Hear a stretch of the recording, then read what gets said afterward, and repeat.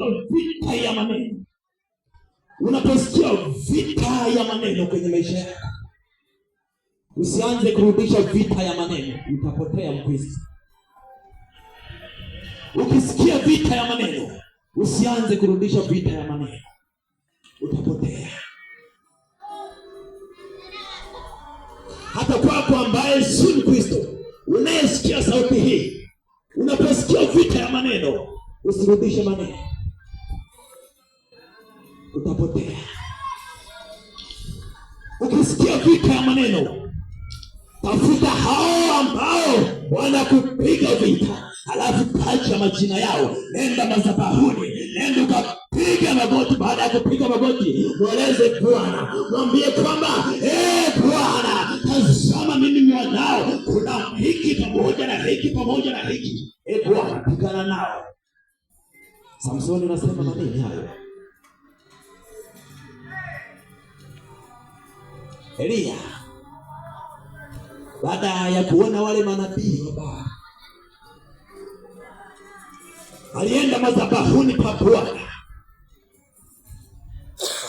Amekwisha kutengeneza sadaka yake, amekwisha kutengeneza ile madhabahu. Anasemaje? Mungu, najulikane kuwa wewe uko, najulikane kuwa wewe uhai. Alifanya maombi ya kizaini hiyo. Vita ya maneno, nenda kwa Bwana, taja yale majina, halafu mwambie Bwana, najulikane kuwa upo, najulikane uhai kwa siku ya leo. Bwana Yesu asifiwe sana. Amen. Asifiwe tena. Amina. Ndiyo Paulo anasema kupigana kwetu sisi si juu ya ulimwengu huu wa mwili, bali ni katika ulimwengu wa roho. Hauwezi ukachukua bunduki ukaanza vita na mtu kwako wewe Kristo, hapana. Vita yetu ni katika ulimwengu wa roho.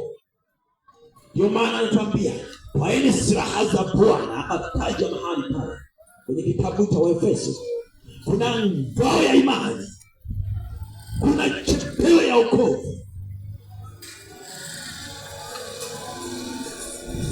Bwana Yesu asifiwe sana. Kristo, nikwambie jioni ya leo, tengeneza mazingira ambayo aliyatengeneza Zakayo kwa ajili ya kumwona Yesu Kristo. Tengeneza mazingira ambayo aliweza kuyatengeneza Zakayo na familia kwa ajili ya kumwona Yesu Kristo.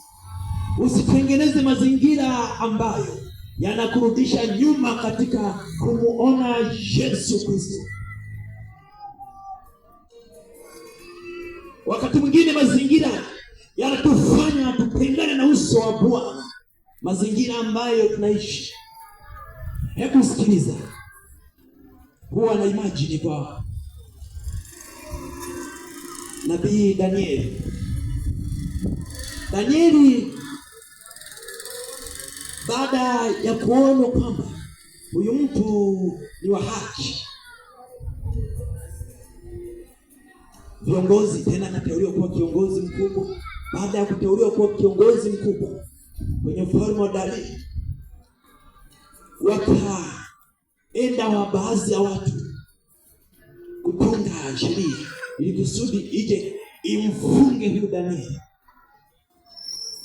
Baada ya kutengeneza ile sheria, wale watu wakakaa pembeni,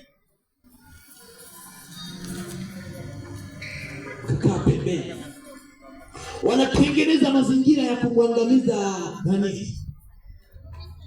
Tena wanasema tutengeneze mazingira ya kumwomba huyu Mungu wetu, si Mungu wa Danieli. Kwa sababu walitafuta, ukisoma maandiko vizuri, walitafuta kila mahali kwa ajili ya kumshtaki Danieli, hawakupata. Maandiko yanasema hivyo. Wakaona ili kusudi tumshtaki Danieli, tutengeneze njia kwa ajili ya kumkamata kwa Mungu wake, tutamkamata tu. Wakatengeneza yale mazingira. Sasa kipindi cha nyuma Danieli alikuwa anafanya maombi akiwa amefunga madirisha, walipotengeneza mazingira ya kwamba huyo tunamuomba Mungu wetu si Mungu wa Danieli, akaanza kufanya maombi akiwa amefungua madirisha.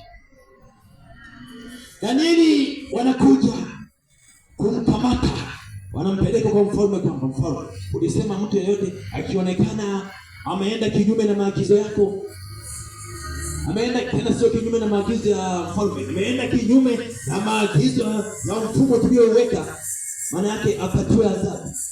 Ndio nani ameenda kinyume? Danieli. Wakamleta mahali pale Danieli anaenda kuhukumiwa. Nisikilize kwa makini mahali pale kabla sijaendelea. Maana yake ni nini? Maana yake ni kwamba Danieli angesikia habari ya kwamba imesemwa hivi, ukionekana unamuomba Mungu wako unafungwa, yale mazingira yaliyotengenezwa, Danieli angekata tamaa. Lakini kwa sababu mazingira yalikuwa yametengenezwa yalikuwa ni hatari, lakini Danieli hayakumshinda, Danieli hayakumfunga, Danieli hayakumzuia kufanya maombi.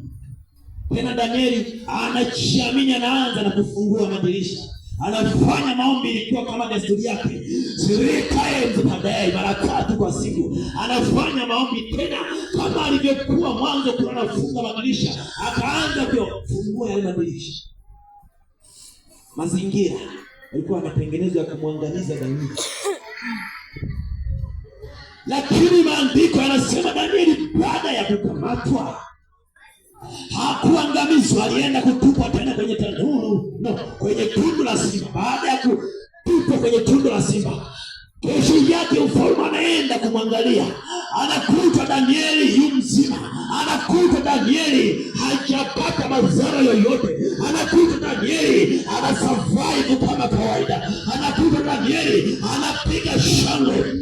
Nataka nikwambie mpendo jioni ya leo ya kwamba mazingira yasikufanye ukaacha kumtumikia Mungu, mazingira yasikufanye yakawa ni shida ndani ya kumtumikia Mungu, kwa sababu karibu kufikiria kama Danieli angeweza kukimbia hiyo siku, maana yake angeweza kukwamisha kazi ya Mungu, angeweza kushindisha kazi ya Mungu, kazi ya Mungu isingesonga mbele. Hata tumeweza kumwangalia mtumishi wa Mungu Yeremia anaenda kutupwa kwenye tope. Baada ya kutupwa kwenye zile tope, watu watumishi wa Bwana waliweza kumwendea. Yupo mtu mmoja Abedemeleki aliweza kwenda kumtoa kwenye zile tope. Nataka nikwambie jioni ya leo mpendo ya kwamba hata kama watakutupa kwenye tope, hata kama watakuangamiza, yupo Bwana. Hata kama watakuteka vibaya, yupo Bwana.